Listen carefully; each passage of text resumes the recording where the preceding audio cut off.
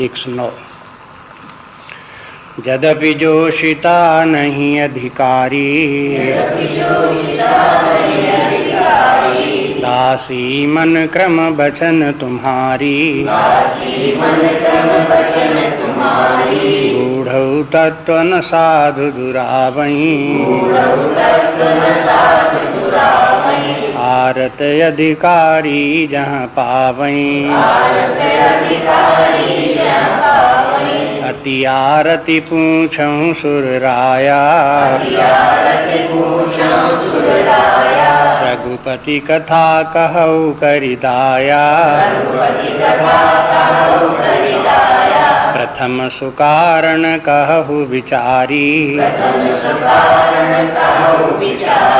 निर्गुण ब्रह्म सगुण बपुधारी, पुनि प्रभि कहु राम अवतारा, बाल चरित पुनि कहु दारा, कहु जथा जानकी बियाही, राज तजा सो दूषण काही, बन बसी कीने चरित अपारा, कहु नाथ जिमि रावण मारा, राज बैठ कीनी बहुलीला, सकल कहु शंकर सुखशीला, बहुर कहु करुणायतन, कीन जो अचरज राम,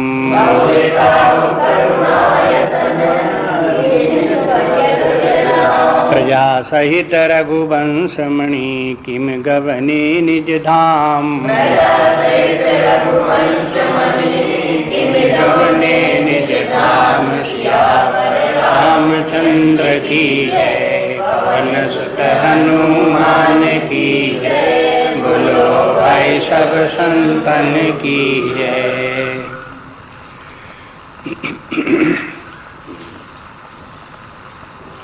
अब स्मरण करें कैलाश पर्वत बटवृक्ष के नीचे भगवान शंकर जी पार्वती जी भगवान शंकर जी से भगवान की कथा सुनना चाहती हैं और कहती को कथा भगवान की ऐसी है जिससे कि अज्ञान दूर होता है, भ्रम संशय निवारण होते हैं, दुख दूर होता है, वो कथा हम सुनना चाहते हैं। इसके तात्पर्य कि जिस प्रकार का प्रश्न पार्वती जी कर रही हैं, कथा में ये सब गुण हैं। कथा ज्ञान का निवारण करने वाली भी है, दुख दूर करने वाली भी है, चित्त को शांत देने वाली भी है, लेकिन कथा जब सुने तब है। माने जो अधिकारी व्यक्ति हैं वही कथा सुन पाते हैं, ध्यान दे पाते हैं, अन्यथा अनधिकारी व्यक्ति कथा में पहली तो रुचि नहीं होती, बरबस होकर के सुननी भी पड़े तो नींद आ जाए, न नींद आ जाए तो दुनिया भर की और बातें मन में सोचते रहें या कथा का खंडन करते रहें मनी मन में, तो ऐसे लोगों को कथा का फिर लाभ नहीं होता। वे भ्रांति के कारण से कथा को कुछ का कुछ समझते रहते हैं और उसका लाभ नहीं उठा पाते, तात्पर्य उसका नहीं समझ पाते कथा का, और न जीवन में उनको परिवर्तन आ पाता है। तो ये सब बातें जो कथा के संबंध में हैं वो इन्होंने पार्वती जी के प्रश्न में भी आ जाती हैं। उसके बाद कथा की प्रशंसा शंकर जी भी करते हैं, तब भी देखेंगे कि उसमें इसके कौन कौन कथा में गुण हैं, क्या क्या लाभ उसके हैं, वहाँ भी वो बात आएगी। अब एक अधिकारी की बात आ जाती है। पार्वती जी कहती हैं कि हे भगवान, हमें वो सब कथा सुनाइए जिसमें कि श्रुतियों के सब सिद्धांत आ जाते हैं, वेदों के सारे सिद्धांत जिसमें आ जाते हैं, उनका सबका निचोड़ जिसमें जिस कथा में है वो कथा हमको सुनाइए। इसके माने कथा तो है ही है, लेकिन वैदिक धर्म का भी ज्ञान इससे होता है। वेदों में जिस कर्म का, धर्म का, उपासना का, ज्ञान का जो निरूपण वेदों में किया गया वो भी सब इस कथा में आ जाती है। अब देखो, वेद की बात जो है ये है कि वेद में अधिकार सबका नहीं है। वेद इतने गंभीर गूढ़ हैं कि साधारण बुद्धि के व्यक्तियों को उसको समझ में नहीं आता, पढ़ नहीं पाते, सुन नहीं पाते, समझ नहीं पाते। तो उसके लिए तुलसीदास जी जो है वो उपाय बताते हैं। देखो कहते हैं कि यद्यप जोषता नहीं अधिकारी, कि यद्यपि स्त्री जो है वो हो उन वेदों का ज्ञान प्राप्त करने के अधिकारी नहीं है, वेद पाठ करे, वेदों का अध्ययन करे, उसकी अधिकारिणी नहीं है। लेकिन दासी मन क्रम वचन तुम्हारी, लेकिन हमारे साथ ऐसा नहीं है, हम तो आपके मन वाणी कर्म से दासी हैं। गूढ़ तत्व न साधु दुरावे, साधु लोग जो है वो जो गूढ़ तत्व जो है वो हो, वेद का परम गंभीर ज्ञान है, वो भी छिपाते नहीं है।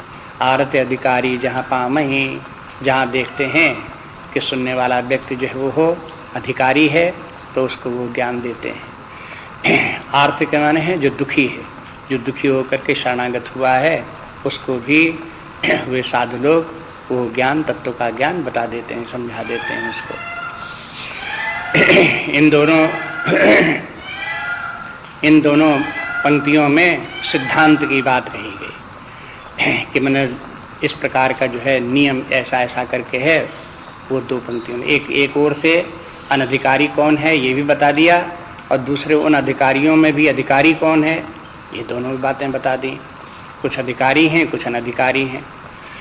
तो ये अधिकार अनधिकार की बात किसी व्यक्ति विशेष को लेकर के नहीं है, या किसी जाति विशेष को लेकर नहीं। ये तो साहित्य जितना भी है, वैदिक जितना भी ज्ञान, सारे विश्व भर के लिए है, सभी लोगों के लिए है। कोई भारतवर्ष के लिए हो, विदेशियों के लिए हो, या एक जात के लोगों को हो, दूसरे जात के लोगों के लिए हो, ऐसा नहीं है। उसमें बस यही है कि ये ज्ञान जो है वो हो, जैसे जैसे इस ज्ञान की गंभीरता को आगे बढ़ के देखते हैं, तैसे तैसे इसमें बड़ा सूक्ष्म मिलता है। तो जिनकी की बुद्धि सूक्ष्म है, सत्वगुण प्रधान है, वही लोग तो इसको समझ पाते हैं। अन्यथा उनको सामने रजोगुणी तमोगुणी लोगों को सुनाओ तो उनको ऊपर कुछ असर नहीं पड़ता, उनको कुछ समझ में नहीं आता, कुछ उसका लाभ भी नहीं उठा पाते हैं। ऐसे करके वो अनधिकारी व्यक्ति हैं। तो अब ये अनधिकारी व्यक्ति जिनको हैं, जैसे गीता में भगवान ने कह दिया कि देखो शूद्र लोग जो हैं वो, स्त्रियां शूद्रा, ये सब जो है ये है अनधिकारी व्यक्ति हैं। लेकिन इनमें भी, इनको भी भगवान की भक्ति, इनको भी धर्म के मार्ग पर चलने का अधिकार इनको भी है। धर्म की शिक्षा ये भी प्राप्त कर सकते हैं, उपासना और भक्ति ये भी प्राप्त कर सकते हैं। इनकी बुद्धि ज़्यादा काम न करे तो कम से कम धर्म का आचरण, उपासना, पूजा, इतना सब तो कर सकते हैं। ये भी सब वैदिक ज्ञान है। इसलिए कहते हैं कि इन लोगों को भी ऐसा नहीं है कि ये सब के सब अधर्मी बने रहें, या ऐसे लोग जो हैं बिल्कुल जीवन में गलत रास्ते ही पर चलते रहें, ऐसे नहीं है इनको। लेकिन जो लोग जो हैं वो हो, इनमें से भी जब देखा गया कि किन लोगों को ये ज्ञान समझ में नहीं आता, ऋषियों ने एक ज्ञान जो है ये सबको बताना शुरू किया, तो सबको देखा किसको समझ में नहीं आता, तो देखा कि जो तमोगुणी रजोगुणी हैं उनको समझ में नहीं आता। वो इसको ध्यान नहीं देते, सुनते नहीं। अब भी समाज में देखो, सबको सुनाते फिरो, तो बड़े से बड़े विद्वान व्यक्ति भी बहुत से हैं, प्रोफेसर्स वगैरह हैं, जिन्होंने खूब पढ़ा, इसके माने बुद्धि उनकी काफ़ी तीव्र है, और उनको भी ये ज्ञान सुनाओ तो कोई रुचि नहीं लेते। इसके माने ये है कि उनमें जैसा कि सत्वगुण होना चाहिए वैसा उनमें नहीं है, जैसी योग्यता उनको होनी चाहिए उनमें नहीं है। तो ऐसी करके परीक्षा करके देखी जाए तो संसार में देखा गया कि सब लोगों को इस ज्ञान में रुचि नहीं होती। तो किनको नहीं रुचि होती है, तब देखा तमोगुणी रजोगुणी को नहीं होती। अब तमोगुणी रजोगुणी लोग जो हैं उनको कौन शरीर उनके हैं, तो उनको ये देखा गया कि ऐसे लोग प्रायः शूद्र हुआ करते हैं, ऐसे लोग स्त्री वर्ग में इस प्रकार के लोग ज़्यादा हुआ करते हैं। लेकिन ऐसा नहीं है कि कोई शूद्र जो इस ज्ञान को प्राप्त ही नहीं कर सकता, कोई स्त्री इस ज्ञान को प्राप्त ही नहीं कर सकती। तो वो भी अपने यहाँ प्रमाण है, अपने शास्त्रों में देखते हैं, पुराण हैं, वेद हैं, उनमें बहुत सी स्त्रियों के नाम आते हैं जो लोग इस ज्ञान को जिन्होंने ग्रहण किया, इस ज्ञान में बहुत वो प्रवीण हो गई, स्त्रियां बहुत हो गई। रामचरितमानस में तो सबरी जैसे लोगों का नाम आ गया। अब जब सबरी जैसी स्त्री को ये सब ज्ञान हो सकता है, भक्ति प्राप्त हो सकती है, अशिक्षित है, वन में रहने वाली है, तो इसके माने ये है कि ये नियम एकदम से इस प्रकार का नियम है नहीं है कि अगर कोई स्त्री है तो उसको ज्ञान हो ही नहीं सकता, उसके लिए ये धर्म है ही नहीं, ऐसा निर्णय तो नहीं हो सकता। लेकिन जब नियम कोई बनाया जाता तो अधिकांश को देख करके बनाया जाता है। हाँ, जैसे 100 लोग हैं तो 100 लोगों पर परीक्षा की गई और उसमें देखा गया कि 80-90 व्यक्ति इस प्रकार के हैं, तो कह देते हैं कि भाई देखो ज़्यादातर लोग ऐसे ही हैं, उन्हीं के नियम बता दिया गया। अब जो 10-5 बच गए तो उन लोगों को जो है उनके आधार के ऊपर नियम नहीं बनता, लेकिन होते तो हैं ही हैं उस प्रकार के लोग। इसलिए शूद्रों में से भी बहुत ज्ञानी हो गए। विदुर की गिनती जो है देखते हैं उसमें महाभारत में शूद्रों में आती है, लेकिन बड़े ज्ञानी हो गए। सूत जी को देखते हैं भागवत में, वो भी शूद्र थे लेकिन बड़े ज्ञानी हो गए, कैसी भागवत सुनाते हैं। तो ऐसे एक नहीं हजारों इस प्रकार के हो गए जो इस प्रकार से जाति के हिसाब से वो वेदवाई होते हुए भी या वेदों में अधिकार न होते हुए भी इन लोगों में बड़े बड़े योग्य व्यक्ति हो गए। इस प्रकार से धर्म में भी, ज्ञान में भी, उपासना भक्ति में भी, ऐसे स्त्रियों में भी हो गए। तो ऐसे कौन से लोग हो गए हैं? तो कहते हैं कि ये है आरत अधिकारी जहाँ पावें उनमें से कुछ अधिकारी होते हैं। ये बात जरूर है कि कहीं एक वर्ग ऐसा व्यक्ति हो सकता है जिसमें से 100 में 90 अधिकारी हों, एक ऐसा वर्ग हो सकता है जिसमें 100 में 10 ही अधिकारी हों, 90 अनधिकारी हों, ऐसे वर्ग हो सकते हैं। तो ऐसे करके देख करके जब कहते हैं तो कहते हैं कि एक वर्ग ऐसा भी है जो इसमें इसका अधिकारी लोग उसमें नहीं दिखाई देते हैं अधिकांश, लेकिन फिर भी जो है अगर उनमें वो गुण हुए इस ज्ञान को ग्रहण करने के लिए तो साधु लोग उनको ये ज्ञान देते हैं, समझाते हैं। इसी प्रकार से ये भी नियम है कि जीवन में मनुष्यों में से भी कुछ मनुष्य इस प्रकार के होते हैं जो सारे जीवन अधर्म का जीवन जीते रहे, दुराचारी भ्रष्टाचारी रहे, निकृष्ट लोग रहे, दुर्गुणी स्वभाव के रहे, स्वभाव भी खराब उनका रहा, हिंसक रहे। अब ऐसे व्यक्ति अधिकारी हैं कि अनधिकारी हैं? तो ऊपर से तो दिखाई देगा कि अनधिकारी हैं, लेकिन गीता में भगवान कहते हैं कि अगर ऐसा व्यक्ति जो है वो हो बदल जाए, उसको पश्चाताप हो और रास्ता बदल दे और वो भगवान की तरफ उन्मुख हो जाए या वेदों की तरफ उन्मुख हो जाए, धर्म को स्वीकार कर ले कि हम अब धर्म के मार्ग पर चलेंगे, तो ऐसे व्यक्ति को शिक्षा देनी चाहिए कि नहीं देनी चाहिए? मार्ग बताना चाहिए कि नहीं बताना चाहिए? कहते नहीं, तुम तो अभी तक बहुत गड़बड़ रहे, अब तुमको कभी तुम्हें ये इसकी शिक्षा नहीं प्राप्त हो सकती, ऐसा हमारे शास्त्र नहीं है। जो चोर डाकू भी रहे हैं उनको भी इसकी शिक्षा दी गई है और वे लोग भी सुधर गए हैं, उनमें लाभ भी हुआ है। अब सब सुधर जाएं तो कोई तो एक जन्म में सुधर जाता है, कोई महीने 2 महीने में सुधर जाता है, कोई 10-5 साल में सुधर जाता है, कोई 2-3 जन्म में सुधरता है। तो धीरज रखना पड़ता है। ये सब इस प्रकार की विद्या है कि इसमें धैर्य धारण करके चलना पड़ता है। कोई किसी व्यक्ति ने किसी को इसी प्रकार गलत रास्ते पर थी शिक्षा देना शुरू किया और उसने 1 साल 2 साल 3 साल बहुत शिक्षा दी, लेकिन कोई परिवर्तन नहीं उसमें दिखाई दिया। तो लोगों ने कहने लगे देखा बेकार में फिजूल में इस प्रकार के ऐसे लोगों के ऊपर सिर पीटते हैं और बेकार में ऐसे शिक्षा देते हैं, इनको कभी कुछ नहीं हो सकता, बेकार क्यों करते हैं, इनके पीछे पड़े हुए। तो ये लोग अधैर्यवान व्यक्ति हैं, वो इस प्रकार के आरोप लगाने लगते हैं। धैर्यवान साधु लोग हैं वो कभी हिम्मत हारने वाले नहीं। वो जानते हैं कि 2-3 साल की बात ही क्या 10-20 साल में भी इसमें सुधार हो जाए तो समझो कि बहुत बड़ी उपलब्धि हो गई। 1 जन्म में क्या 2 जन्म में 3 जन्म में इसमें सुधार हो जाए तो भी बहुत बड़ी उपलब्धि हुई। इसलिए जो है ये है जीवन में ये परिवर्तन अध्यात्म विद्या करती है, व्यक्तियों को दुखी दुर्गुणी दुराचारी व्यक्तियों का सुधार करती है, लेकिन समय आने पर जब आप धीरे धीरे करके समय लगता है बहुत, तब जाके परिवर्तन होता है। परिवर्तन तो निश्चय होता है, लेकिन परिवर्तन अधिकारी व्यक्ति तभी है। अब आर्त शब्द भी जोड़ा उसके साथ में। आर्त के माने जिस व्यक्ति ने गलत रास्ते पर चलते चलते उसके परिणाम भोगने शुरू किए और नाना प्रकार के भय चिंताएं दुख क्लेश आदि होने लगे।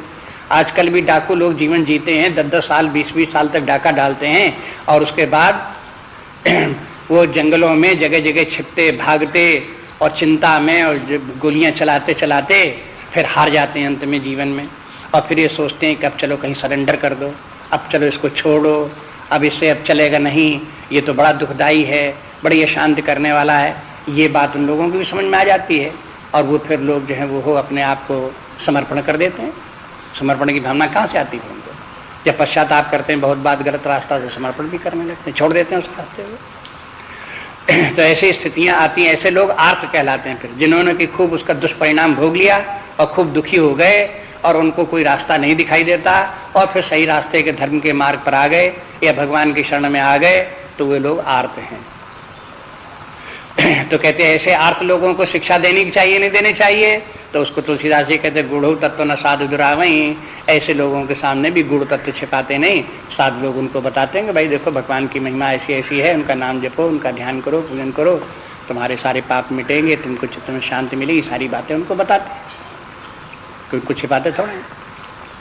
तो ऐसे ही पार्वती जी अपने आप ऊपर लेकर के कहती, मान लेती, कहती हम भी पिछले जन्म में हमने बहुत गलत काम किए और हमारा स्वभाव बहुत खराब था, लेकिन हम उसको उन सबके दुष्परिणामों को भोग चुके हैं, हम उनको सबको उसके बाद में बहुत रो लिए हैं, बहुत दुखित हो लिए हैं, उसके बाद में शरीर भी त्याग कर दिया उसके कारण से व्याकुल होकर के, तो ये सब दशा हम देख चुके, तो हम बहुत आर्त हैं। अब हमारे ऊपर आप कृपा करो, जिससे भगवान की कथा हमको सुनाओ तो चित्त को शांति प्राप्त हो।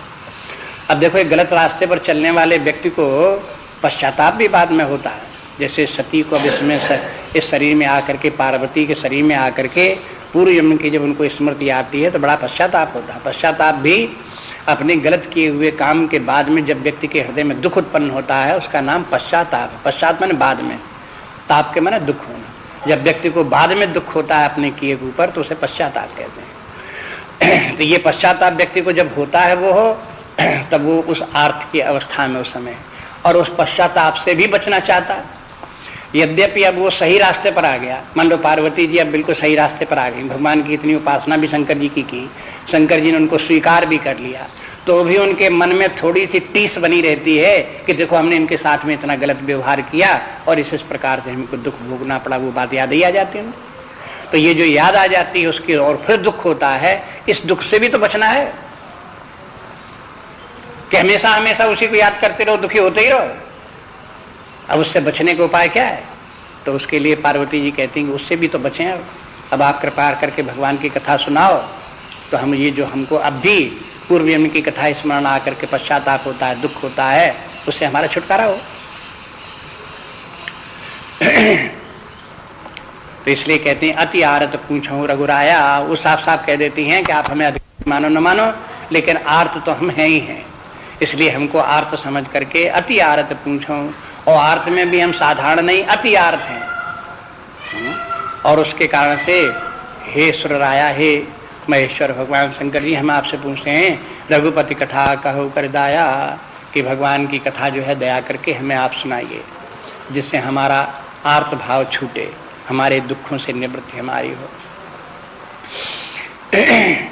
अब कथा सुनाने के लिए अब यहाँ तक तो पार्वती जी ने संशय भ्रमों से दूर होना, दुख से दूर होना, इसका कथा का संबंध इस प्रकार से बताया और वही प्रश्न पूछा। अब ये कथा के संबंध में भी कुछ प्रश्न उनके हैं, आगे देखेंगे। 8 प्रश्न इस प्रकार के हैं। 8 प्रश्न तो उनके सामान्य हैं और 12 प्रश्न कथा के संबंध में। पार्वती जी के कुल 20 प्रश्न हैं। उन 20 प्रश्नों का उत्तर फिर भगवान शंकर जी संपूर्ण कथा में, रामचरितमानस का जो विस्तार है, पार्वती जी के 20 प्रश्नों का उत्तर है। याज्ञवल्क्य ये कथा सुना रहे हैं भरद्वाज जी को। भरद्वाज जी का एक प्रश्न है कि वो जो परब्रह्म परमात्मा ने अवतार लिया, अगर भगवान राम हैं तो राम और परब्रह्म परमात्मा दोनों एक हैं या भिन्न भिन्न हैं? एक प्रश्न ये है। तो ये प्रश्न जो है वो हो फिर विस्तार पाता है, तो पार्वती जी के मुख से वो 20 प्रश्नों का रूप धारण कर लेता है। पार्वती जी के सामने भी वही प्रश्न है, मूल प्रश्न वही है, वो ब्रह्म कैसे हैं और राजकुमार हैं, तो फिर उनको दोनों में साम्य कैसे है, दोनों में एकता कैसे है, ये दोनों भिन्न भिन्न हैं, ये सब ये प्रश्न तो उनका है ही है जो भरद्वाज जी का है। उसके आगे पार्वती जी उसी प्रश्न का विस्तार करती हैं, तो 20 प्रश्न बन जाते हैं। अब नहीं देखो कथा के संबंध में प्रश्न पूछती हैं कि प्रथम सुकारण कहो विचारी, कि पहले विचार करके हमें उसका कारण बताइए कि निर्गुण ब्रह्म सगुण बपधारी, कि जो निर्गुण ब्रह्म है उसने सगुण शरीर क्यों धारण किया? अरे ब्रह्म तो ब्रह्म है, उसको अवतार लेने की क्या जरूरत? अब बहुत से लोगों को जो ये प्रश्न है, 20 प्रश्न तुलसीदास ने इसलिए कर दिए कि बहुत से लोगों के मन में रामायण तो पढ़ते नहीं, सुनी सुनाई बात को लेकर के प्रश्न करते रहते हैं। उनके इस प्रश्नों का उत्तर रामायण में है। अगर कोई कहे, लोग बाग इस प्रकार कहते ब्रह्म तो ब्रह्म है, वो जो चाहे उसी प्रकार से ब्रह्म अपने आप से अपनी इच्छा से ही संसार में धर्म की स्थापना भी कर सकता है अपने आप लोगों को मार जिला भी सकता है, वो ब्रह्म सर्वसमर्थ है, तो भला उसको अवतार लेने की जरूरत ही क्या? ऐसे करके लोग बात पूछते हैं। आर्य समाजियों की ज्यादा समस्या इस प्रकार की है कि उसको ब्रह्म को अवतार लेने की कैसे आवश्यकता पड़ गई, वो अवतार ले ही नहीं सकता, अवतार लेने की जरूरत ही नहीं। तो जो उनका प्रश्न है वही प्रश्न ये कि निर्गुण ब्रह्म सगुण भवधारी प्रथम सुकारण कहो विचारी, इसका क्या कारण है? तो वो लोग अगर आर्य समाजी रामचरितमानस को पढ़े तो उनको उसका कारण मिल जाए, लेकिन रामचरितमानस को छुए नहीं, पास नहीं आएंगे, अपवित्र समझेंगे, हाथ नहीं लगाएंगे। हाँ? और दूर से अपने वैदिक बने हुए और वह अपने आप से अलग कि हम तो वेद वेद करके मानते हैं, बस उसके बाद अवतार को मानते नहीं। अब इस प्रकार से वो शंकाएं समाज में भ्रम उत्पन्न करते रहते हैं। केवल उन्हीं के मन में भ्रम हो कहते ही हो, वो एक के बाद एक पुस्तक लिखते चले जाते हैं और उनमें बार बार इनके खंडन और निंदा करते चले जाते हैं बिना समझे हुए। ये भी इस प्रकार का कार्य करते रहते हैं। उनको देखो इसमें सबका कारण यहाँ पर तुलसीदास जी स्वयं बता देते हैं प्रश्न कि पुण्य प्रभु कहो राम अवतारा, फिर उसके बाद ये कहो कि भगवान ने फिर अवतार कैसे लिया, अब वो बात बताइए। अब ब्रह्म ने राम का अवतार लिया, तो ब्रह्म ने अवतार लिया तो किस प्रकार अवतार लिया सब बताइए कि मैंने नवमी तिथि में और कब अयोध्या में और कैसे कैसे अवतार लिया, उसका वर्णन करिए अवतार का। और फिर बाल चरित पुण्य कहो उदारा, फिर भगवान राम ने बड़े सुंदर बाल्यकाल के चरित्र की, बाल लीलाएं की, उन बाल लीलाओं की भी आप वर्णन करिए। तो ये समस्त कथा का जो क्रम है उसमें क्रम में इस प्रकार चलता है। कहो यथा जानकी बिहाई, उसके बाद में आप ये बताइए कि बाल लीला समाप्त हुई, बड़े हुए, तो फिर उनका सीता जी से उनका विवाह हुआ, तो विवाह हुआ तो उसका वर्णन करिए। कैसे विश्वामित्र जी के साथ वन में गए और फिर वहां से जनकपुरी कैसे पहुंचे, धनुष कैसे टूटा, कैसे फिर उनका विवाह हुआ, उसका सब वर्णन करिए। राज तलग सो दूषण का ही, राज तजा सो दूषण का ही। और फिर विवाह होने के बाद में अयोध्या में आए, फिर कुछ काल के बाद महाराज दशरथ जो है वो उन्होंने भगवान राम का तिलक करने का विचार किया, लेकिन भगवान राम ने उसको स्वीकार नहीं किया, वन में जाने को तैयार हो गए। तो राज तजा सो दूषण का ही, भगवान राम ने राज्य छोड़ करके वन में चले गए, तो क्या दोष था राज्य में, ये बताइए। इसके माने हैं भगवान राम के वन जाने में एक कारण ये भी था कि उसमें कोई दोष था, इसलिए वन चले। हालांकि महाराज दशरथ ने प्रकारांतर से बहुत कोशिश की कि भगवान राम वन न जाएं, कैकेयी की वरदान मांगा सो मांगा, लेकिन महाराज दशरथ ये चाहते रहे कि राम वन न जाए, हमारी आज्ञा को न माने, न बन जाए, या उसको जाए तो 4 दिन में घूम घाम के लौटे आवे। ऐसी कई बातें उन्होंने कोशिश की, लेकिन भगवान राम ने इन किसी बात को नहीं माना। तो कोई बात नहीं मानी तो क्या दोष था उसमें जो नहीं माना? कोई दोष होगा तब तो नहीं माना। तो अब उसको दोष पूछती क्यों नहीं उन्होंने माना, सब वो पार्वती जी पूछती तो वो बताना पड़ेगा आगे। वन बस कीन है चरित अपारा, फिर भगवान राम ने जब वन में रहे, चित्रकूट आदि में गए, दंडकारण्य में गए, तो वहाँ रह करके जो जो चरित्र किए वो आप बताइए। कहो नाथ जिम रावण मारा, और फिर सीता हरण हुआ वो बताइए। और फिर भगवान राम जो है बानरों की सेना लेकर के लंका में गए, रावण को किस प्रकार से मारा वो कथा सुनाइए। राज बैठ कीन ही बहुलीला, रावण को मारने के बाद में सीता जी सहित अयोध्या में लौट करके आए, राज सिंहासन पर बैठे, राम राज्य की स्थापना हुई, तो फिर एक राजा की तरह से लीलाएं करनी चाहिए तो वो सब की। सकल कहो शंकर सुखशीला, हे सुख निधान भगवान शंकर जी आप वो सब कथा आप हमें सुनाइए। ये तो राज सिंहासन तक की बात हो गई। एक बात और पार्वती पूछती हैं कि बहुर कहो करुणायतन कीन जो अचरज राम, हे करुणानिधान भगवान शंकर जी एक बात ये भी बताइए कि एक बड़ी आश्चर्यजनक बात भगवान राम ने की। वो क्या आश्चर्यजनक बात की कि प्रजा सहित रघुवंश मणि किमि गवने निज धाम, कि भगवान राम अपनी प्रजा के सहित लेकर के बैकुंठ धाम को सबको एक साथ लेकर के चले गए। ऐसा कहीं न कोई राजा हुआ और न किसी अवतार में भी ऐसा नहीं हुआ कि अवतार लिया हो भगवान ने और सारी प्रजा को अपने साथ लेकर के बैकुंठ धाम अकेले न गए हों, सब प्रजा को भी साथ ले गए हों। कहीं तो बड़ी आश्चर्य की बात। सो उन्होंने कैसे किया? तो आप देखेंगे कथा कई बार सुनोगे तो ऊपर वाली कथा कि भगवान ने कैसे अवतार लिया, बाल लीलाएं कैसे की, सीता जी का विवाह बन इत्यादि, रावण मारने की वो कथा तो सब शंकर जी ने सुनाई। जैसी पार्वती जी ने पूछा वही शंकर जी ने कथा आगे चल करके सुना भी थी सब। लेकिन ये अंतिम प्रश्न जो था ये है, ये शंकर जी इस कथा का इसका उत्तर कहीं देते हैं रामचरितमानस में कि भगवान राम कैसे वैकुंठ धाम गए, उनके साथ में प्रजा सब उनके साथ कैसे गई? यहाँ कहीं पढ़ा नहीं इसका। शंकर जी इस प्रश्न को गोल कर गए। देखो, सब प्रश्नों के उत्तर दें। पहले तो प्रश्नकर्ता समझता है कि हमें इस प्रश्न का भी उत्तर मिलना चाहिए, इसका भी मिलना चाहिए, इसका भी मिलना चाहिए। तो रामचरितमानस में इस प्रश्न का उत्तर जो दोहे में जो प्रश्न पार्वती ने कहा उसका नहीं मिलता है। तो लोगों ने, बहुत लोग हुए कथा सुनाने वाले, विचार करने वाले, तो तरह तरह से युक्तियां करते हैं कि क्यों नहीं। कोई कहता है कि इसमें शंकर जी ने सूक्ष्म रूप से बता दिया, स्पष्ट रूप से कथा का विस्तार नहीं किया। जैसे वाल्मीकि रामायण में आता है, फिर एक दिन यमराज आए और भगवान शंकर जी से कहा आपका लीला कार्य का काल समाप्त हो गया है, अब आपको ऐसे जाना है। और तो फिर भगवान राम ने कहा कि हम क्या अकेले थोड़ी जाएंगे, प्रजा सब कैसे रहेगी, उससे तो साथ जाना पड़ेगा, तो उसकी भी व्यवस्था की जाए। और फिर वो लक्ष्मण जी दरवाजे पे बैठा ले गए और फिर वो उसके बाद में मना, ये सब तमाम कथा जो है उसमें विस्तार आती है। वैसी कोई कथा रामचरितमानस में तुलसीदास जी की कथा में कोई नहीं। इसके माने शंकर जी ने ये कथा नहीं सुनाई उनके जाने की। तो लेकिन लोग बाग कहते हैं कि इस कथा का संकेत तुलसीदास जी ने कर दिया है, साफ साफ नहीं कहा। कुछ लोग ऐसे कहते हैं और कुछ लोग ऐसा कहते हैं कि इस कथा का उत्तर देना भगवान शंकर जी ने उचित नहीं समझा। क्यों उचित नहीं देना समझा? क्योंकि भगवान राम जो अयोध्या में तो नित्य वास करते हैं, तो नित्य वास करने के कारण से अब उनको कहाँ बता दें कहाँ चले गए। तो ये जहाँ की कथा है जिस अयोध्या की, वो अयोध्या में वहाँ की भगवान की प्रजा और भगवान सदा ही वास करते हैं, तो जाना वाना कहीं नहीं। ये तो पार्वती जी ने ना समझी के कारण से प्रश्न कर दिया। और उसके बाद में कथा सुनाते सुनाते शंकर जी ने जो सब भगवान राम की महिमा सुनाई, तो पार्वती जी को भी समझ में आ गया कि हाँ, फिर इसके तात्पर्य जो है वो हो कि भगवान फिर वैकुंठ धाम को गए, कहीं गए और कहीं प्रजा गई। ये सब बातें, ये प्रश्न हमारा फिजूल था।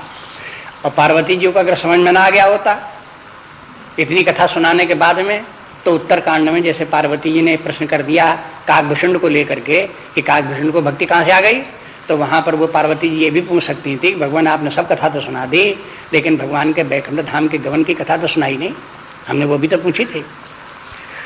शंकर जी उसी प्रकार से जितना पार्वती जी ने पहले अज्ञान इत्यादि की जितनी बातें और परमात्मा क्या है, सगुण रूप क्या है, ये सब जो पार्वती जी ने प्रश्न किए थे, उसी क्रम से शंकर जी ने सारी कथा आगे सुनाई है।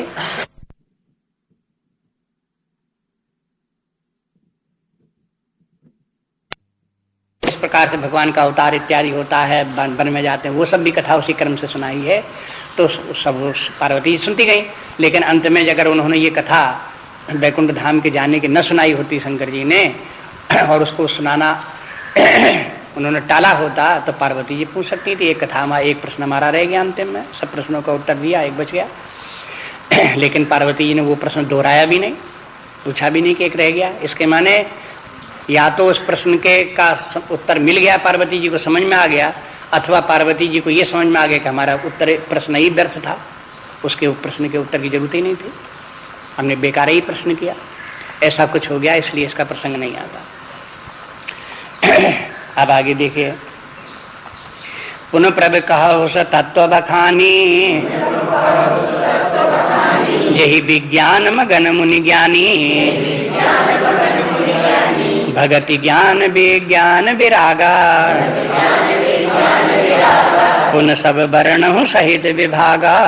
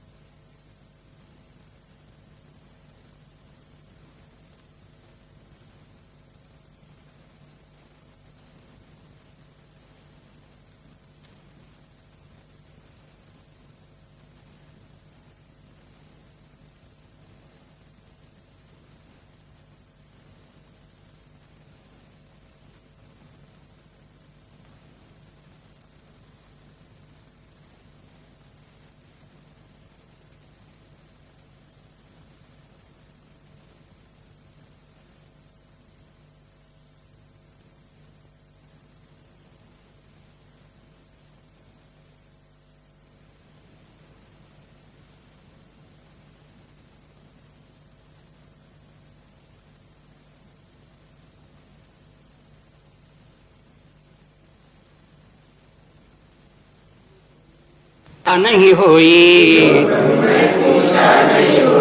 सुदयाल राखो जन गोई। तुम त्रिभुवन गुरु वेद बखाना, आन जीव पांबर का जाना। प्रश्न माँ कै सहज सुहाई, छल विहीन सुन शिव मन भाई। हरहि राम चरित सब आए, प्रेम पुलक लोचन जल छाए। श्री रघुनाथ रूप उर आवा, परमानंद अमित सुख पावा। मगन ध्यान रस दंड जुग, पुनि मन बाहिर कीन।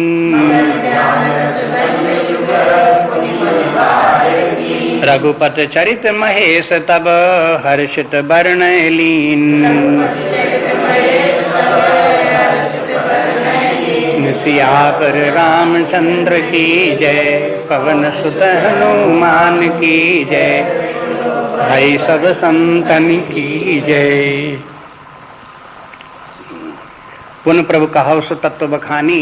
पार्वती जी कहते हैं इसके बाद फिर ये भी बताइए, उस तत्व का वर्णन करिए। जही विज्ञान मगन मुनि ज्ञानी, ज्ञानी मुनि भी जिस तत्व में मग्न रहते हैं उसका वर्णन करिए। माने वो तत्व क्या है? परमात्मा ही है। तो उस परमात्मा का स्वरूप क्या है, कैसा है, उसका भी आप वर्णन करिए। तो ये भी बाद में आया है उत्तरकांड में, जब कथा काकभूषण इत्यादि की आती है तो शंकर जी जब वो कथा सुनाते हैं तो उस तत्व का भी वर्णन आ जाता है, सब ज्ञान की बातें सब आ जाती हैं। तो कहते हैं कि वो उस तत्व का वर्णन आप बखानी के माने वर्णन स्पष्ट रूप से करो, विस्तार के साथ आप करो तो हमारी वो बात समझ में आ जाए। जिसमें कि विज्ञान मगन मुनि ज्ञानी जो हैं, जिसके विज्ञान में मग्न रहते हैं। अब विज्ञान शब्द भी तुलसीदास जी वही संस्कृत का जिस प्रकार प्रयोग करते हैं, ज्ञान के बजाय विज्ञान। विज्ञान के माने मुनियों, जिन मुनियों को परमात्मा का अपने हृदय में दर्शन हुआ, साक्षात अपरोक्ष अनुभूति हुई, वे विज्ञानी हैं। और वे लोग फिर उसी परमात्मा भाव में ही आनंद का अनुभव करते हुए अपना जीवन व्यतीत करते हैं, आनंद में रहते हैं। तो वो जो तत्व जिसमें पहुंच करके मुनि लोग आनंदानुभूति करते हुए प्रसन्न चित्त से वास करते हैं, उस तत्व का भी आप वर्णन करिए।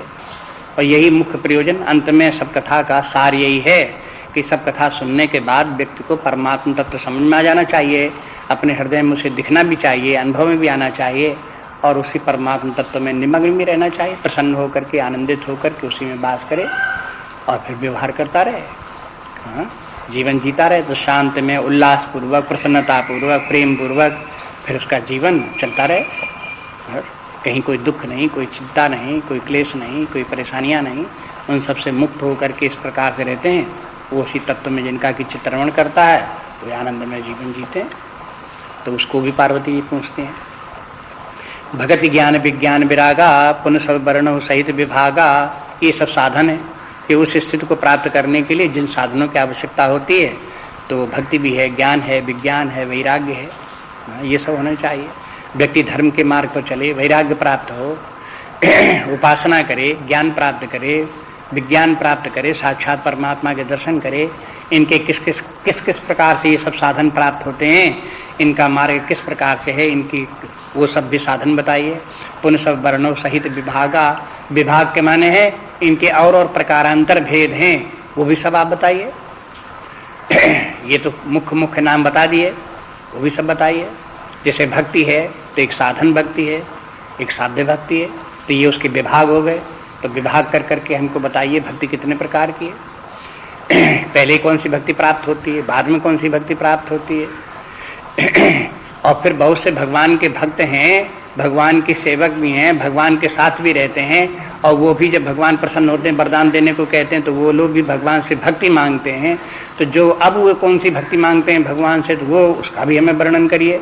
तो ये सब भक्ति के विभाग हैं अलग अलग। तो कहते ये सब इसी प्रकार बताइए। इसी ज्ञान के भी इसी प्रकार से विभाग हैं। ज्ञान भी अनेक प्रकार का है, उसके कई अनेक प्रकार के माने वो कई उसके स्तर हैं ज्ञान के। उनको एक प्रारंभिक ज्ञान है, फिर उसके बाद का ज्ञान है, फिर उसके बाद का ज्ञान है, इस प्रकार कई कक्षाएं हैं, उन सब का भी हमें विस्तार सहित बताइए। ये सब भी पार्वती ने पूछा। तो कहते हैं औरो राम रहस्य अनेका और कहो नाथ अति विमल विवेका। और ये कह दिया कि और भी बहुत से इस प्रकार के भगवान श्री राम जी के संबंध में जानने योग्य बहुत सी बातें हैं, वो सब भी हमें बताइए। रहस्य बताइए।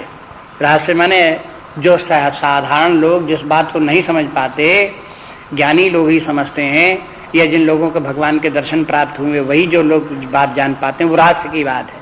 तो कहते हैं ऐसी रहस्य की बातें भी जो है वो हो, जो सब लोग नहीं जानते, वो भी हमें बताइए। कहो नाथ अति विमल विवेका। कहते हैं आपका तो विवेक बहुत ही विमल है, बड़े ज्ञान निधान है, तो हे भगवान आप वो सब बताइए। और फिर कहती है जो प्रभु मैं पूछा नहीं होई, और इस विषय में हो सकता कि कोई बात और रह गई होगी पूछने के लिए, तो सौ दयाल राखो जन गोई, कि हे कृपा निधान भगवान कृपा करके आप उसको भी बताइए। यहाँ तक पार्वती जी के प्रश्न। तो एक एक प्रश्न करके अलग अलग पूछा, और बाद में ये कह दिया कि इस विषय में जितने हमने प्रश्न पूछे, इसके बीच में कोई और पूछने योग्य बात रह गई हो जिसको आप समझते हो कि हमने नहीं पूछा और आप समझते हो कि बताना आवश्यक है, तब ये सब बातें स्पष्ट होंगी, तो उनको भी आप बता देना। ये मत सोचना ये इन्होंने पूछी नहीं इसलिए क्यों बताना है, ऐसे ना सोचना, वो भी सब बता देना। ऐसे समझ करके पार्वती जी ने उनसे सब प्रश्न कर दिए। और ये सब प्रश्न किस विषय में है? सब आध्यात्मिक प्रश्न है, सब धर्म के बारे में, भक्ति के में, ज्ञान में, परमात्मा के संबंध में सारे प्रश्न हैं। जीव का किस प्रकार से उद्धार हो, परमात्मा के उसे कैसे प्राप्त हो, इसी विषय में इन सब जितने भी प्रश्न हैं आध्यात्मिक प्रश्न कहलाते हैं।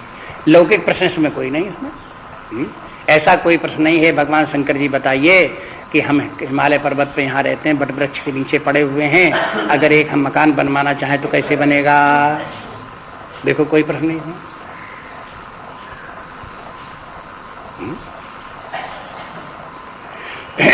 ये सब इस प्रकार के माने भौतिक प्रश्न कोई नहीं, सब आध्यात्मिक। माने ये हमारे जो ग्रंथ हैं ये सब आध्यात्मिक ग्रंथ की बात। भौतिक तो लोग बाग जिनको करनी अपनी बुद्धि से कर लेते हैं।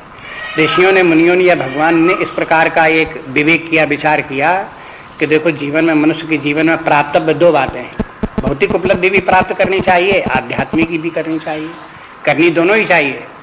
लेकिन ऋषियों मुनियों ने और भगवान ने भी ये सोचा कि हमने मनुष्य को इतनी बुद्धि दे दी है कि भौतिक उपलब्धि तो वो अपनी बुद्धि से कर लेगा अपने आप, उसके लिए हमें बताने की जरूरत नहीं।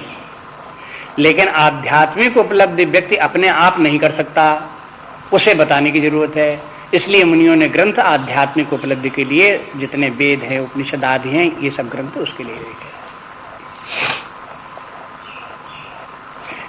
ये धर्म, अध्यात्म, ये ऐसे विषय हैं जिससे कि व्यक्ति अगर इनको ग्रंथों को न देखे और जो इसके ज्ञाता हैं उनके पास न जाए, बिल्कुल अलग रह करके अपनी भौतिक बुद्धि से इस अध्यात्म तत्व के ऊपर विचार करने की कोशिश करे, तो एक बार तो उस तरफ उसका ध्यान ही नहीं जाएगा। पहली बात तो यही कि एक ऐसा भी विषय है जो बड़ा महत्वपूर्ण, हमें विचार करना चाहिए, उसी बुद्धि नहीं जाएगी। और कदाचित उसकी तरफ बुद्धि जाए भी तो उसको अपनी बुद्धि से, स्वतंत्र बुद्धि से उसकी उसमें गति नहीं हो सकती, चाहे जितनी बुद्धि प्रखर हो, चाहे जितना बुद्धिमान हो, अपने आप बुद्धि नहीं जाएगी उसकी। ये बुद्धि की, मानवीय बुद्धि की स्वभाव समझो, प्रकृति समझो कि अपने आप से परमार्थ की तरफ नहीं जाती। इसलिए जितने भी शास्त्र हैं हमारे, वो परमार्थ की शिक्षा देने के लिए हैं।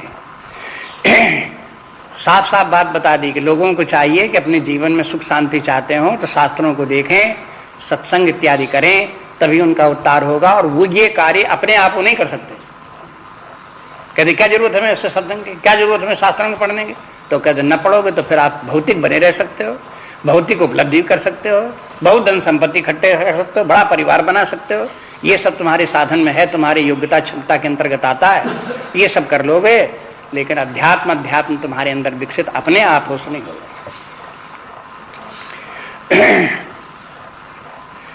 फिर कहते हैं तुम त्रिभुवन गुरु वेद बखाना। अब ये कहते हैं कि देखो ये सब प्रश्नों का उत्तर आप ही दे सकते हो, और संसारी जीव भला क्या इसका समझेंगे, क्या उत्तर देंगे? कहते हैं तुम त्रिभुवन गुरु, तीनों लोगों के आप गुरु हो, तीनों लोगों के, देवताओं के भी गुरु हो, मनुष्यों को भी हो, नाकलोक के भी आप गुरु हो, तीनों लोकों के जो है वो हो, वेद बखाना ऐसा वेद कहते हैं। आन जीव पांवर का जाना, बाकी तो सब जीव हैं, जीव बेचारे क्या जाने। अब देखो यहां पर अध्यात्म की दृष्टि से जब जीवों का विचार करते हैं तो जो परमार्थ पद को प्राप्त नहीं है, भगवत स्वरूप की स्थिति जिनको भी प्राप्त नहीं हो गई, बाकी सब जीव हैं और जितने जीव हैं सब पामर हैं।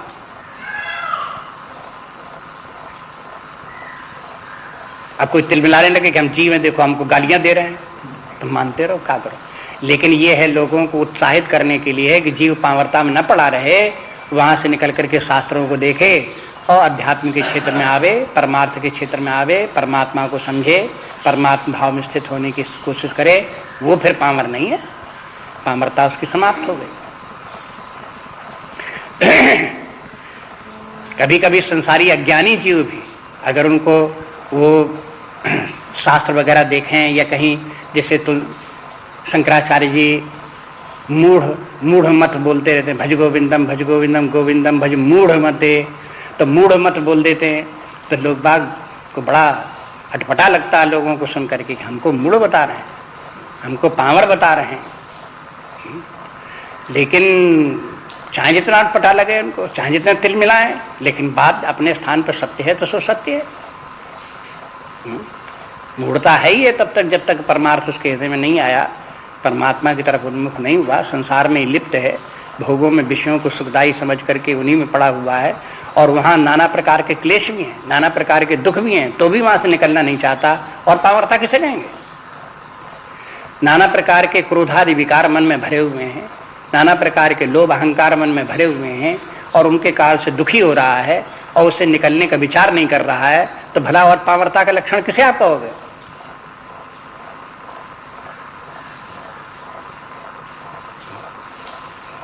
ये कहते हैं कि इस प्रकार से कि संसारी जीव को दशा तो इस प्रकार के प्रश्न मां के सहज सुहाई। अब देखो यहाँ पर यहाँ तक समाप्त हो गए। अब कहते हैं कि पार्वती जी के तो बड़े सुंदर प्रश्न ये सब थे। छल विहीन सुन से मन भाई, इन सब प्रश्नों में छल रहित बात थी। तो मैंने एक बात ये भी पता चलता है कि प्रश्न करने वाले के जो प्रश्न हैं वो छल रहित प्रश्न होने चाहिए, तो उनका उत्तर देने वाला उत्तर देता है, उसमें इंटरेस्ट रखता है और उत्तर भी देता है, परिश्रम भी करता है समाधान करने के लिए। और लेकिन छलपूर्ण प्रश्न करे तो फिर उत्तर देने वाला कोई उसमें जो है वो हो रुचि नहीं लेता। कोई उत्तर देने वाला कोई ऐसा थोड़े व्यक्ति होता है कि वो अपनी पब्लिसिटी चाहता हो कि हम हर बात का उत्तर जानते हैं, चैलेंज है तुमको, आओ बात कर लो हमसे। ऐसे कोई अहंकार रखने वाला थोड़े होता है। वो तो देखता है कि जहाँ अधिकारी व्यक्ति हैं छल रहित होकर के प्रश्न कर रहे हैं, तो चलो उनको उनके ऊपर दया करके करुणा करके उनकी समस्या का समाधान कर दिया, छुट्टी हुई बात, वहीं की बात खत्म हो गई। उसके बाद में उस अहंकार को लिए थोड़े कहते कि मैंने इतने लोगों का ज्ञान हरण कर दिया, मैंने इतने लोगों को शिक्षा दे दी। अगर ऐसा करने लगे तो फिर वो कौन सा वो अहंकारी व्यक्ति, फिर अध्यात्म उसमें है ही क्या, वो क्या कर सकता है ऐसा व्यक्ति। इसलिए ये प्रश्न करने वाला व्यक्ति जो है वो छल रहित प्रश्न होना चाहिए उसका। तो छल विहीन सुन से मन भाई, शंकर जी को देखा कि पार्वती जी कैसे निश्चल भाव से, वास्तव में आर्त भाव में है, हृदय से अपने ये सारे प्रश्न उनके मन में आ रहे हैं और वो पूछ रही हैं। तो उनको शंकर जी को बड़ा अच्छा लगा, कहा कि ठीक है, तुम्हारे मन में इस प्रकार के प्रश्न है तो उत्तर मिलेगा तुम्हें। हर ही रामचरित सब आए। तो कहते हैं जैसे जैसे पार्वती जी ने पूछा तो शंकर जी के हृदय में भगवान के चरित्र आ गए कि मैंने देखो सबको जैसे भगवान के चरित्र तो कथा सुनी सबने तो सब जानते हैं। अब लेकिन हर समय पूरी कथा सबके चित्त पटरी के ऊपर, कॉन्शियस माइंड के ऊपर सबके नहीं होती। स्मृति में सबके है लेकिन कॉन्शियस माइंड में नहीं। अपने कॉन्शियस माइंड में देखो, इस समय आपके संपूर्ण कथा जितनी जो है क्या आपको दिखाई दे रही है, याद आ रही है। आप जो जो याद करोगे, अगर लंका के युद्ध का याद करोगे तो युद्ध याद आने लगेगा, सीता जी का विवाह याद करने लगोगे तो सीता जी का विवाह याद आने लगेगा। अब ऐसे थोड़ी संपूर्ण कथा चित्र के ऊपर आपको सब इकट्ठी याद आ रही हो, क्रम से आती है। ऐसे कहा कि भाई शंकर जी को समझ लो, कथा सुनाने वाला व्यक्ति अब जब कथा सुनाने को उद्यत हुआ तो भगवान की कथा की तरफ उनका ध्यान गया, तो वो संपूर्ण कथा जो फिर उनके जो चित्त में, गहरे चित्त में बैठी हुई थी, वो उनके चेतन मन पे आने लगी, उसका स्मरण आने लगा उनको। और प्रेम पुलक लोचन जल छाए, और जैसे जैसे उनका कथा भगवान का स्मरण में आई वैसे वैसे शंकर जी के हृदय में प्रेम भी आ गया हृदय में। और लोचन जल छाए माने ये प्रेम का चिन्ह है, नेत्रों में प्रेमाश्रु आ गए। ये अब जैसे कथा सुनने वाला भी सुन करके उसके देखा था कि भरद्वाज ने कथा सुनी भगवान शंकर जी की, तो रोमांचित हो गए, आंखों में अश्रु आ गए, उनका कंठ गदगद हो गया। तो ये लक्षण जो प्रेम के लक्षण जैसे भरद्वाज जी की थे, कथा श्रोता के थे, ऐसे ही वक्ता में भी होता है। वक्ता के मन में इसी प्रकार से भावों का उद्रेक होता है तो प्रेम पर पूर्ण हृदय हो जाता है। कथा की महिमा यही है कि कथा को सुनाने वाले के हृदय में भी प्रेम जागृत होता है, सुनने वाले के हृदय में प्रेम जागृत होता है। परमात्मा के प्रति प्रेम होना, भक्ति होना, यही कथा की विशेषता है। तो शंकर जी के मन में भी आ गया ये। श्री रघुनाथ रूप रे आवा, श्री रघुनाथ रूप माने भगवान श्री राम जी का स्वरूप भी स्मरण आ गया। भगवान राम किस प्रकार से श्याम वर्ण, किस प्रकार धनुष्बाण धारण किए हुए, पीताम्बर धारण किए हुए, ये जो उनका रूप भी है वो भी हृदय में आ गया। उनकी लीलाएं भी स्मरण में आने लगी, उनका रूप भी स्मरण आने लगा। और उसी के साथ साथ परमानंद अमित सुख पावा, और उनको परमानंद भी प्राप्त होने लगा, उसका सुख भी मिलने लगा। ये भी कह सकते हैं कि भगवान का जो रूप आया वो परमानंद रूप था भगवान का, वो आ गया तो फिर अमित सुख पावा, तो उनको शंकर जी को अपने हृदय में बड़ा असीम सुख का अनुभव होने लगा। ये भी कह सकते हैं कि देखो कथा सुनाते सुनाते भगवान के जैसे स्वरूप का स्मरण आ गया, तो एक तो भगवान के सगुण साकार रूप का रूप आ गया, और दूसरे भगवान का निर्गुण निराकार जो सच्चिदानंद स्वरूप परब्रह्म परमात्मा है वो भी आ गया हृदय में। वो कोई अलग थोड़ी रह जाएगा। जब सगुण रूप हृदय में आ गया तो निर्गुण भी आ गया, निर्गुण के जो लक्षण है वो भी आ गए, सगुण के जो लक्षण है वो भी हृदय में आ गए। जब भगवान आएगा हृदय में तो भगवान के लक्षण भी तो आएंगे, कि भगवान आ जाए और मन दुखी बना रहे, ऐसे थोड़े होगा। भगवान हृदय में आएंगे तो फिर उसके साथ साथ सुख भी अनुभव में आएगा, आनंदानुभूति भी होगी, दुख पे नहीं रह सकता। तो आप देखते हैं शंकर जी के मन में भी उस समय बड़ी प्रसन्नता होने लगी। भगवान के चरित्रों का स्मरण, भगवान के रूप का स्मरण, भगवान के सगुण रूप का स्मरण, निर्गुण रूप का स्मरण, ये सब उनको आ जाता है, और हृदय में भगवान की भक्ति भी, प्रेम भी, ज्ञान भी, ये सब उनके हृदय में भर जाता है। और ऐसा लगता है कि तुलसीदास जी भी कहना चाहते हैं कि जो कथा सुनाने वाला हो उसके हृदय में भी ऐसा ही होता है या होना चाहिए। उसके हृदय में ऐसी भगवान की कथा स्मरण आ जाए, उसको भी भगवान का स्मरण आना चाहिए। उसके हृदय में भी प्रसन्नता, कथा सुनाते साथ साथ उसे कथा सुनाने में प्रेम हो, आनंद हो, तब उसे कथा सुनानी चाहिए उसी के साथ साथ। तो अब शंकर जी ने क्या किया कि मगन ध्यान रस दंड जुग, भगवान शंकर जी जो हैं 2 दंड के लिए ध्यान रस में मग्न हो गए। पुनि मन बाहर कीन, उसके बाद फिर अपने मन को बाहर किया। माने जब तक ध्यान में रहे तब उनका मन अंदर रहा। अब देखो मन की 2 गतियां हैं, एक बहिर्मुखी गति और एक अंतर्मुखी गति। अब ये सब वेदांत की बातें हैं। अब इसमें कथा में ऐसे ही सब तुलसीदास जी का वर्णन करने का यही तरीका है कि वो सब वेदांत को ऐसे वर्णन करते रहते हैं। बहिर्मुखी वृत्ति जिनकी मन में होती है वे लोग बाहर की दुनिया को देखते रहते हैं, उसी को भला बुरा देखते रहते हैं, उसी में लाभ हानि देखते रहते हैं, उसी में उनकी मन बुद्धि उसी में अटकी रहती है। ये बहिर्मुखी वृत्ति का लक्षण। संसारी व्यक्तियों की केवल बहिर्मुखी वृत्ति होती, मन होता है लेकिन बाह्य संसार में अटकता रहता है। लेकिन आध्यात्मिक व्यक्तियों का मन ऐसा होता है कि वो अपने अंदर भी जा सकता है, हृदय में भी पहुंच सकता है, परमात्मा तक भी पहुंच सकता है। ये सब उनके मन की स्थिति, उनको ऐसी सामर्थ्य उनको प्राप्त हो जाती है। तो जिनको की आध्यात्मिक शक्ति प्राप्त हुई, भगवान का ध्यान कर सकते हैं, इसके माने हृदय में भगवान वास करता है। मन हमारा जब हृदय में पहुंचेगा तो भगवान का वहां दर्शन करेगा, वहां उनकी प्राप्ति होगी भगवान की। ये कार्य बहिर्मुखी मन से नहीं हो सकता, अंतर्मुखी मन चाहिए। अंग्रेजी में भी 2 प्रकार के मन बोले गए, एक्सट्रोवर्ट और इंट्रोवर्ट। जो एक्सट्रोवर्ट माइंड के जो लोग हैं उनको तो संसारी दिखाई देगा बाहर, उसे परमात्मा उनको नहीं दिखाई देगा। जो इंट्रोवर्ट नेचर जिनको की प्राप्त हो गई वही अपने हृदय में परमात्मा को देख सकते हैं। इंट्रोवर्ट नेचर के भी व्यक्ति कई कोटि के होते हैं। कुछ ऐसे होते हैं थोड़ी देर के लिए अपने भीतर देख भी लिया लेकिन ज्यादा टिक नहीं सकते, उनका मन झट से बाहर आ जाता है। कुछ लोग ऐसे होते हैं कि अपने हृदय में थोड़ी देर रुक भी सकते हैं, 10 मिनट, 5 मिनट, आधे घंटे, 15 मिनट अपने हृदय में ठहर भी सकते हैं। तो इसके माने उनको अपने मन के ऊपर नियंत्रण है और अपने हृदय में उस मन को रोक भी सकते हैं। जिनको ऐसी सामर्थ्य प्राप्त है वो ध्यान के अधिकारी है। भगवान शंकर जी ने ध्यान किया तो उनका मन हृदय में पहुंच गया और हृदय में भगवान का जो सगुण रूप भगवान राम का था वो उनके हृदय में दिखाई देने लगा। निर्गुण रूप था उसका उनके हृदय में उसकी भी अनुभव आने लगा। वही आनंद, वही चेतना, वही प्रकाश उनके हृदय में अनुभव में आने लगा। भगवान की जो लीलाएं हैं, जो गुण हैं, वो भी उनके अपने हृदय में उनको दिखाई देने लगी।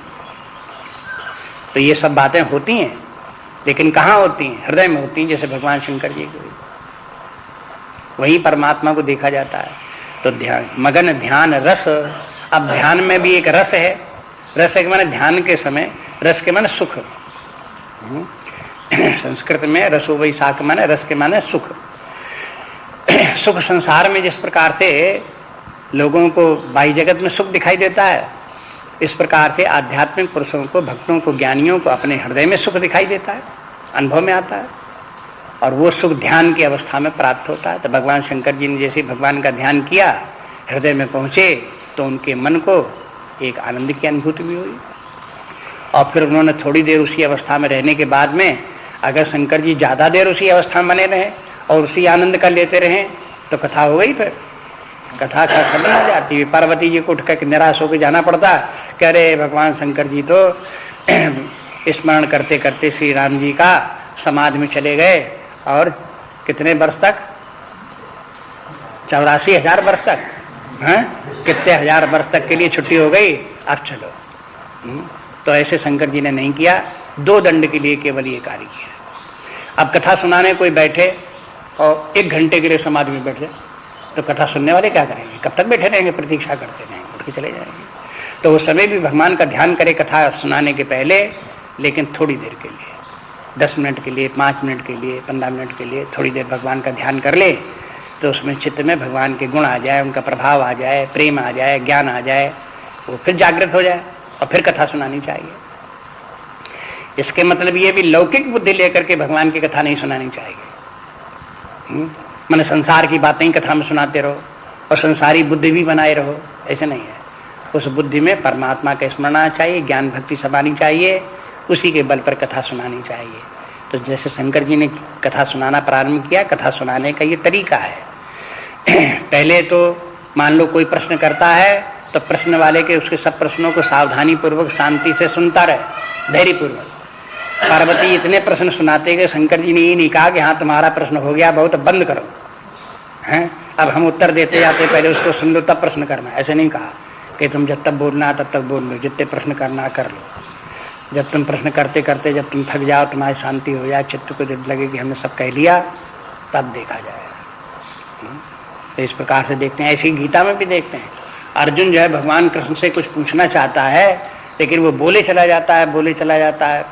प्रथम अध्याय में भी, दूसरे अध्याय के प्रारंभ में भी, तो भगवान कृष्ण उनको सब कुछ धैर्यपूर्वक सुनते रहते हैं, बोले रहो बोले रहो। जब सब बोल चुके जितना कहना था तो कहा अब सुनो। सर्वत्र यही नियम दिखाई देता है। तो ऐसे ही शंकर जी भी करते हैं, सब पूरा सुन लिया पार्वती जी को, तब सुनाना शुरू करते हैं। और सुनाना जब शुरू करते हैं तो फिर किस प्रकार से सुनाते हैं उसका विधान भी बता दिया कि भगवान का स्मरण करो, उनके गुणों का स्मरण करो, उनके स्वरूप का स्मरण करो, उनकी लीलाओं का स्मरण करो, हृदय में प्रसन्नता लाओ, आनंद लाओ। अगर वो प्रश्नकर्ता के प्रति मन में क्रोध भी आ रहा हो कि कैसे टाइम बोल रहा है, तो भी उस क्रोध को दूर करो।